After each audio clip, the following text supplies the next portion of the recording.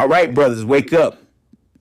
Charles back in your ear, coming at you live and direct from, well, not in Brazil right now, but my mind and my spirit, they're drinking caipirinhas on Copacabana.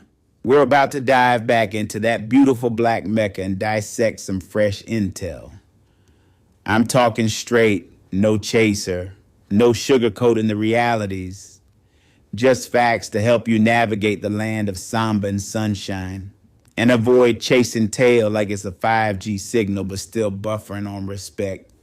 You ready? Let's get it. Yeah, say hello to Philadelphia. Yeah, hello to Philadelphia. Come on, come to Brazil. Oh, yeah. No, come to Salvador. Brazil. Yeah, because people when they talk Brazil think just about São Paulo and Rio de Janeiro. But Salvador is a cool place, no? Yes, indeed. Yeah. We love it. All right. So what's cracking in this latest dispatch from the motherland? Well, the other motherland.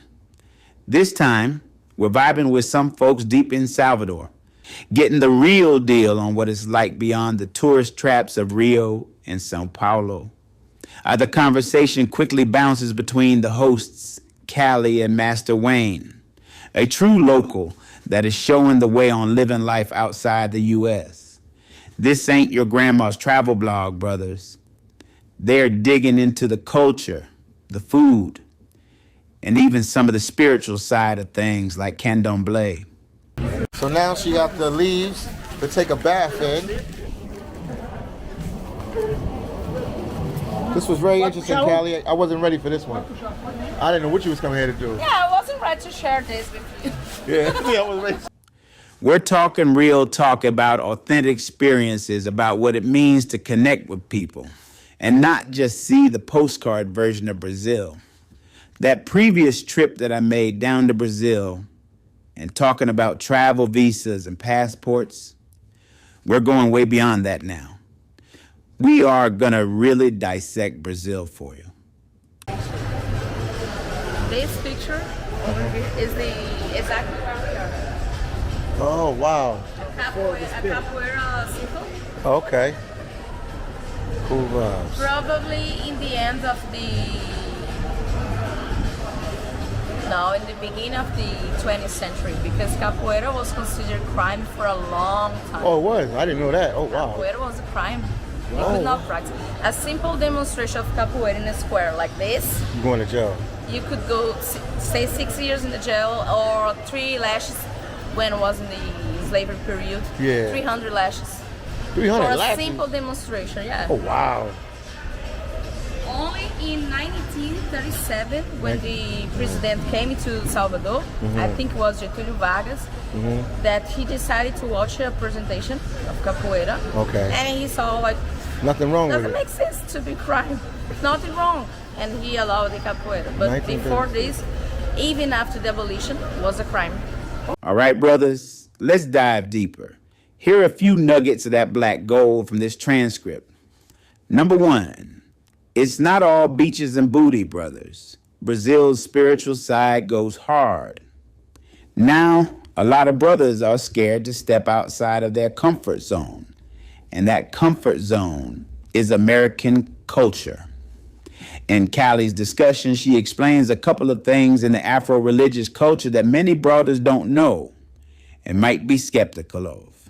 Okay, let me explain. Explain it. Let us know. We are in a store that sells religious stuff. Gente, eu estou só explicando a eles onde a gente está, viu? Fazendo nenhum vídeo da loja. Religious stuffs, especially from Candomblé religion. Okay. So all the things that you see here is part of the Candomblé ceremonies and the decoration, everything.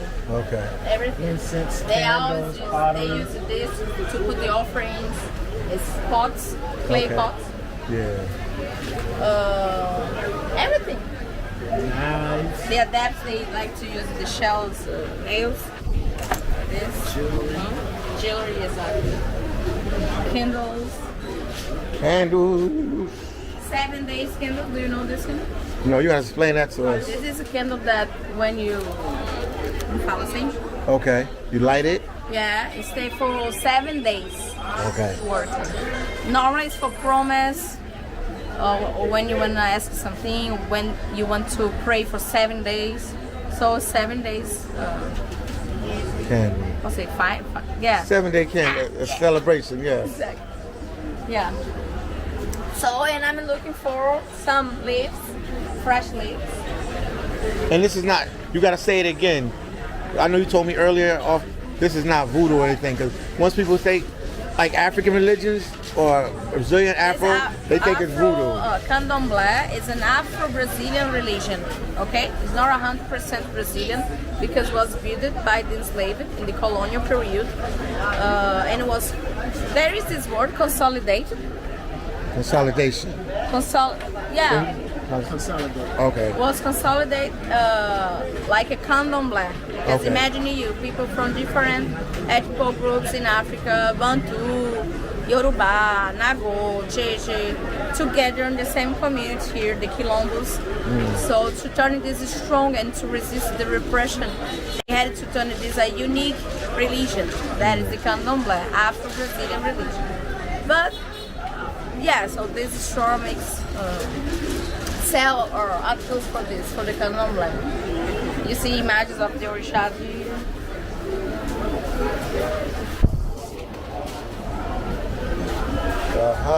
Orishas. I see what you're saying. Yes. Some images not from orishas, but from entities from the Umbanda. Okay. Okay? And I came to look for some fresh leaves. Not because it's Candomblé, I'm not practicant of the Candomblé, but here in Salvador it's very normal to take a shower with fresh leaves. But you better believe a whole side exists, and it's something black men should know about if they planning on making the jump. This ain't about converting. It's about respecting the heritage of the people and learning the roots of a country where black people make up more than half the population. And that's coming from someone with a pro-black above all mindset. This brings a certain level of respect that you can build the financial map with a person such as Cali. It's not all about banging chicks, fellas. It's about finding opportunities to expand and build for the long haul. These connections can be vital to being a successful traveler. All right, brothers, listen up. The last point I'm going to hit on is a big one. There is the clear idea of what it's like to be a black man in Brazil. Now, there might be a difference to what it's like versus what it is for a black man to connect with a black woman. One of the things that Callie said during this entire podcast was that skin tone doesn't determine black heritage. She gave a reference to her own sister. But my sister, she's lighter skinned than me, much lighter than me, and I'm the sister who is darker. 2 siblings. How can I be black and she not be black? That alone should show that while some black women in America have turned their back on black men, that there is a difference with black women abroad, as they don't always put skin tone as the standard to being black. Now, I'm not saying pack your bags and wife up the first Afro-Brazilian woman that gives you the eye. I'm just saying that while it is important to see how black women live in the U.S. and not get caught in the matrix, it's important to see the differences abroad as well. But it's also, in turn, up to you to respect them to make a decent and healthy connection. All right, brothers, let me drop some gems on how to really level up your Brazil game. First, ditch the ugly American act. Respect the culture. Learn some basic Portuguese. Don't be that dude pointing and grunting at the menu. A little effort goes a long way. Get your passport and visa in order before you even think about booking a flight. Don't be a tourist. Do your research. Second, no. That Brazilian culture doesn't always align with Matrix USA. Check your assumptions at the door. Understand what's valuable and what's trash. Don't judge the country based on your 7-day vacation. Third, connect. Find real locals. Learn the difference between a tourist trap and a true cultural experience. Make the connections with people like Cali from the video. People that give true insight of where the true culture lies. And for all that is holy, stop sleeping on your homework to travel. Like Cali said, it is important to learn the language. It shows respect. It puts you ahead. And it shows you are not what some of the stereotypes are of men that come to Brazil.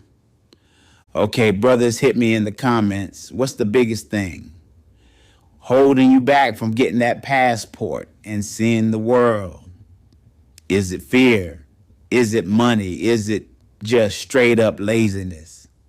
And for those brothers who've already taken the plunge, what's one piece of advice you'd give to someone planning their first trip abroad? Also, check out my earlier video where I talked about how to get your passport. Let's build this community, brothers, and make this happen. I want to hear your stories, and I want to hear the struggles in trying to break away from American life. Brothers, wake up. Don't let the matrix cage you. It's time to expand your horizons, respect other cultures, and maybe even find a connection with folks overseas. Stop living in fear and start living in possibility. The world is yours, brothers. Now go get your paperwork. This is Charles signing off.